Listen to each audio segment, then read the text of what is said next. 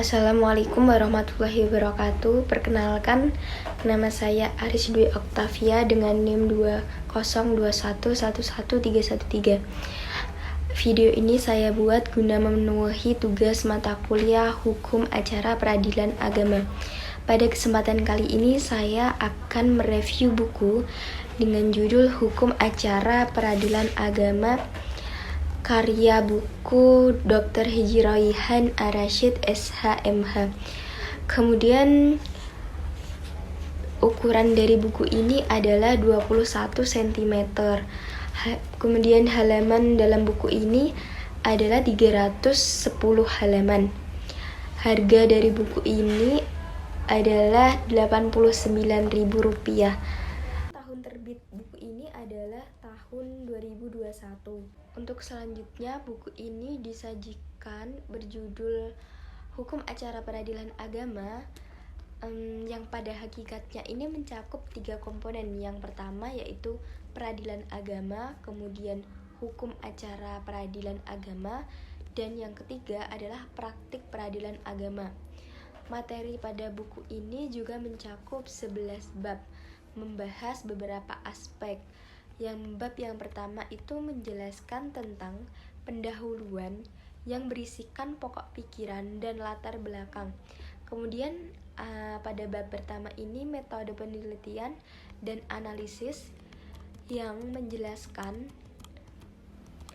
juga tentang apa itu peradilan agama dan peradilan agama Islam di Indonesia, dan apa itu hukum acara peradilan umum.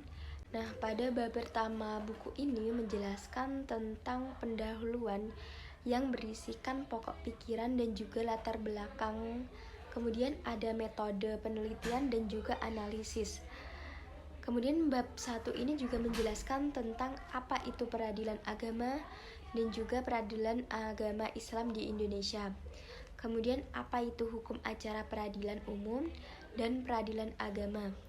Bahkan pada bab 1 buku ini juga menjelaskan tentang susunan badan peradilan di Indonesia dan literatur badan peradilan agama di Indonesia. Kemudian pada bab 2 ini menjelaskan tentang apa saja sumber hukum acara peradilan agama di Indonesia.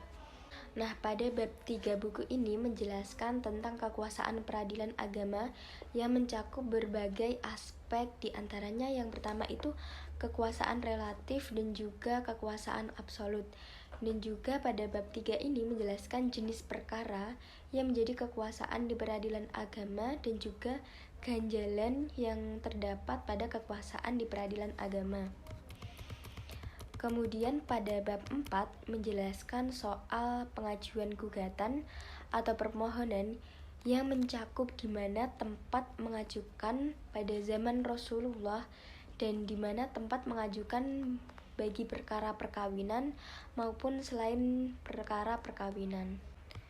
Kemudian pada bab 5 buku ini menjelaskan tentang gugatan dan permohonan yang berisikan pihak-pihak yang bersangkutan, bentuk dan isinya, serta kelengkapan surat gugatan kembali. Kemudian pada bab 6 ini menjelaskan soal pendaftaran perkara dalam persidangan. Kemudian pada bab 7 menjelaskan tentang pemeriksaan di muka sidang yang mencakup berbagai macam aspek, yaitu sidang pertama, yang jalannya sidang pertama, kemudian hal-hal yang mungkin akan terjadi pada sidang pertama, majelis hakim, serta tahap-tahap pemeriksaan perkara. Kemudian pada bab 8, buku ini menjelaskan soal pembuktian yang dibagi menjadi 2, yaitu berisikan pengertian, azas dan juga sistem pembuktian dan juga alat bukti. Pada bab ke-9 menjelaskan tentang produk pengadilan agama yang berisikan tentang putusan, penetapan dan juga produk khusus. Kemudian pada bab 10 ini menjelaskan tentang penyitaan, pengukuhan, dan juga eksekusi pada pengadilan agama. Dan yang terakhir pada buku ini menjelaskan tentang verzet, banding, kasasi, dan juga Peninjauan ulang dalam hukum acara peradilan agama. Pada bab terakhir yaitu bab 11 pada buku ini menjelaskan tentang apa itu verzet, banding, kasasi, dan juga peninjauan ulang di dalam hukum acara peradilan agama. Kemudian saya akan menjelaskan uraian singkat mengenai dari masing-masing bab dalam buku ini. Pada bab 1 ini penulis menuliskan soal pokok pikiran dan juga latar belakang masalah dari peradilan agama di Indonesia, di mana peradilan agama di Indonesia ini sudah ada sejak zaman penjajahan Belanda. Bahkan menurut para pakar ahli ada sejak zaman abad ke-18. Kemudian menjelaskan juga soal metode penelitian dan juga analisis. Penulis dalam buku ini menggunakan metode library research atau keputusan, yang dimana penulis ini mengumpulkan data melalui buku, surat, makalah yang relevan, dan metode experience research dan empiris atau pengalaman dari si penulis ini sendiri. Kemudian pada bab 1 ini juga menjelaskan apa itu peradilan agama. Peradilan agama ini adalah sebutan resmi bagi salah satu di antara peradilan negara atau kekuasaan kehakiman yang sah di Indonesia, dan juga salah satu peradilan khusus di antara peradilan khusus di Indonesia. Penulis dalam buku ini menerangkan soal hukum acara perdata, peradilan umum, dan juga hukum acara peradilan agama, yaitu peradilan perdata dan peradilan Islam yang ada di Indonesia. Lalu menjelaskan tentang susunan badan peradilan di Indonesia yang di dalam Undang-Undang Dasar 1945, pasal 24. Nah, pada bab 2 buku ini penulis menerangkan tentang sumber hukum acara peradilan agama itu apa saja. Menurut penulis, sumber hukum acara peradilan itu terdapat pada pasal 54 dari UU. Hukum acara peradilan agama sekarang ini bersumber atau bergaris besar pada 2 aturan, yaitu pada Undang-Undang Nomor 7 Tahun 1989 dan yang berlaku di lingkup peradilan agama. Dan penulis pada buku ini menjelaskan juga soal apa saja peraturan undang-undang yang menjadi inti hukum acara peradilan agama, yaitu diantaranya HIR atau RIB, kemudian RBG, RSV, BW, dan Undang-Undang Nomor 2 Tahun 1900. Kemudian pada bab 3, penulis di sini menjelaskan soal kekuasaan relatif, absolut, jenis perkara, dan juga ganjalan apa saja yang terdapat pada kekuasaan peradilan agama. Pengertian kekuasaan relatif ini adalah kekuasaan pengadilan yang sama jenis atau satu tingkatan dalam perbedaannya dengan kekuasaan pengadilan yang sama jenis dan sama tingkat. Sedangkan kekuasaan absolut yaitu kekuasaan yang berhubungan dengan jenis perkara atau jenis pengadilan dalam perbedaannya dengan jenis perkara atau jenis pengadilan atau tingkat peradilan. Pada bab 4 buku ini, penulis di dalam ini menjelaskan tentang tempat pengajuan gugatan atau permohonan ini di mana saja, dan juga pengajuan bagi perkara perkawinan juga bagi perkara selain perkawinan. Kemudian pada bab 5 buku ini, penulis menjelaskan tentang pihak-pihak, bentuk dan juga isi gugatan atau permohonan, kemudian kelengkapan dan juga gugatan kembali atau rekonventi. Nah, untuk bab 5 tadi, pihak-pihak yang diantaranya itu ada penggugat dan juga tergugat, pemohon dan termohon, kuasa khusus dan penasihat hukum. Kemudian bentuk dan isi gugatan permohonan terdiri atas identitas pihak-pihak, fakta atau hubungan hukum yang terjadi di antara kedua belah pihak atau biasa disebut sebagai posita. Kemudian isi tuntutan yang biasa disebut sebagai petita atau petitum. Kelengkapan gugatan atau permohonan, syarat kelengkapan umum, minimal diantaranya surat gugatan atau permohonan tertulis, surat keterangan kependudukan, farsad atau biaya perkara, lalu ada syarat kelengkapan khusus. Kemudian pada bab 6, penulis dalam buku ini menjelaskan bab tentang pendaftaran, penunjukan, pemanggilan, dan tata ruang dalam persiapan persidangan. Pada bab 7, penulis dalam buku ini menjelaskan tentang pemeriksaan di muka sidang yang mencakup berbagai macam aspek, yaitu sidang pertama, jalannya sidang pertama, hal-hal yang mungkin terjadi pada sidang pertama, kemudian majelis hakim, dan juga tahap-tahap pemeriksaan perkara. Dan pada bab 8 di sini menjelaskan soal pembuktian yang dibagi menjadi 2, yang berisikan pengertian, asas, dan sistem pembuktian, dan juga alat bukti. Pembuktian di sini yang dimaksud dengan membuktikan adalah meyakinkan hakim tentang kebenaran dalil atau suatu dalil-dalil yang dikemukakan di muka sidang dalam suatu persengketaan. Jadi, membuktikan ini hanyalah dalam hal adanya perselisihan, sehingga dalam perkara perdata di muka pengadilan terhadap hal-hal yang tidak dibantah oleh pihak lawan tidak memerlukan untuk pembuktian atau dibuktikan. Pada bab 9 menjelaskan tentang produk pengadilan agama yang berisi tentang putusan, penetapan, dan produk khusus. Putusan di sini adalah putusan peradilan perdata atau peradilan agama, adalah selalu memuat perintah atau pengadilan kepada pihak yang kalah untuk melakukan sesuatu atau untuk berbuat sesuatu, untuk melepaskan sesuatu atau yang menghukum sesuatu. Kemudian pada bab 10 menjelaskan tentang penyitaan, pengukuhan, dan juga eksekusi pada peradilan agama.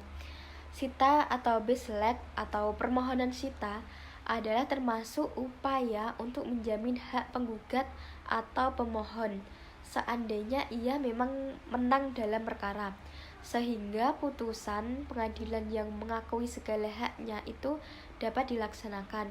Karena itulah pembicaraan tentang sita penulis ini diletakkan pada bagian bab ini. Kemudian yang terakhir pada bab 11 yaitu menjelaskan tentang apa itu farzat, banding, kasasi, dan juga peninjauan ulang di dalam hukum acara peradilan agama. Farzat sendiri artinya adalah perlawanan terhadap putusan verstek yang dijatuhkan ke pengadilan tingkat pertama atau pengadilan agama yang diajukan tertentu oleh yang tergugat, diajukan ke pengadilan, diputus farzat. Nah, inti dari review buku ini adanya kelebihan dan juga kekurangan dalam buku ini. Yang pertama, saya akan memaparkan tentang kelebihan dalam buku ini. Selain pada penjelasannya yang runtut dan teratur, buku ini juga karena pembahasannya yang tidak asal-asalan namun tetap mengedepankan pemaparan fakta dan juga analisis yang ilmiah. Selain itu, tidak adanya kecondongan pada pemahaman tertentu yang membuat penjelasan dalam buku ini menjadi bersifat objektif dan tidak subjektif sehingga tetap imbang. Pembahasan yang dimulai dari latar belakang masalah tentang peradilan agama sampai pada konteks banding dan juga peninjauan ulang dan konteks-konteks yang lainnya. Selanjutnya yaitu kelebihan yang kedua. Terdapat penjelasan menurut para tokoh dan juga para ahli tentang beberapa istilah dalam buku ini sehingga tidak membingungkan pembaca dan memberikan pengetahuan yang lebih, serta literatur dan sumber-sumbernya berasal dari undang-undang yang jelas dalam buku ini dan terdapat dalil-dalil sehingga memperkuat dasar-dasar dalam buku ini. Kemudian yang ketiga ini setiap bab subbab ini sudah terpisah sehingga memudahkan pembaca jika ingin membaca topik-topik tertentu saja. Kemudian kelebihan yang keempat adanya catatan kaki dan juga daftar pustaka sehingga memudahkan pembaca jika ingin melakukan penelusuran yang lebih dalam lagi. Kemudian kelebihan yang kelima, membaca buku ini membaca akan dibawa dan memahami terkait hukum acara peradilan agama. Bagian yang menarik menurut saya ini dimulai dari pada bab 4 sampai bab akhir karena di situ mulai menjelaskan tentang tempat pengajuan gugatan atau permohonan sampai dengan banding, kasasi, dan juga peninjauan kembali. Yang lebih penting dari buku ini baik dan juga layak dibaca serta dijadikan referensi oleh para mahasiswa hukum, fakultas syariah maupun dosen, praktisi, dan juga pemerhati pemikiran hukum masyarakat yang berkecimpung di bidang hukum agar dapat menjadi rujukan dan dalam menjawab berbagai persoalan yang terkait dengan perkara persidangan dalam hukum acara peradilan agama. Kemudian yang terakhir, poin terakhir, kekurangan dalam buku ini. Kekurangannya dalam buku ini, pada akhir kepenulisan ini tidak terdapat bab kesimpulan yang menyimpulkan pembahasan-pembahasan yang terkait keseluruhan buku ini. Kemudian yang kedua, selain itu akan lebih baik jika ada tabel atau skema yang digunakan untuk memperjelas pemaparan. Misalnya itu tabel perbedaan antara per-Z, banding, kasasi, dan juga peninjauan kembali. Nah, untuk selanjutnya, kekurangan dalam buku ini belum dilengkapi contoh-contoh surat dalam praktik hukum acara di peradilan agama, sehingga pembaca ini kurang sedikit mengetahui bagaimana surat-surat dalam praktik hukum acara peradilan agama. Kemudian terlepas dari masalah teknis, layout maupun percetakan ini perlu sedikit perbaikan agar lebih jelas dan juga lebih menarik. Dari satu sisi, para pembaca akan mendapatkan informasi yang sangat komprehensif, tetapi di sisi lain pembaca ini lebih cepat paham terhadap isinya yang syarat dengan istilah-istilah hukum. Yang terakhir, tapi ini sangat penting dan sangat menonjol pada bagian cover. Pada bagian cover ini terdapat background putih yang sudah terlihat sangat menarik dan juga bagus, akan tetapi sedikit ada perbaikan dalam desain yang terlihat pada bagian yang terlihat masih kosong. Kemudian saran mengenai buku ini, menurut saya buku ini sudah sangat rinci, lengkap, dan juga objektif serta imbang. Namun terdapat kekurangan dalam hal percetakan. Huruf Arabnya ini sedikit kurang jelas. Sekian pemaparan saya mengenai review buku Hukum Acara Peradilan Agama karya Dr. Royhan Ar-Rasyid. Kurang lebihnya saya mohon maaf. Wassalamualaikum warahmatullahi wabarakatuh.